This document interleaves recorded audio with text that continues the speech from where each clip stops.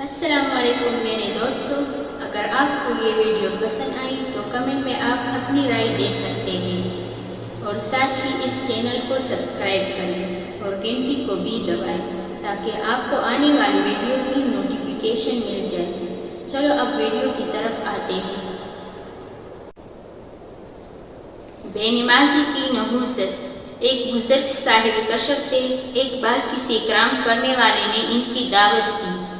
جب دسترخوان پر کھانا رکھا گیا جس میں روٹیاں بھی تھے اور روٹیاں 2 عورتوں نے بنائی تھی، جب بزرگ دسترخوان پر تشریف فرما ہوئے تو روٹی کھانے کے لیے ہاتھ بڑھایا تو ہاتھ روک دیے اور روٹیوں کو 2 حصوں میں الگ کیا۔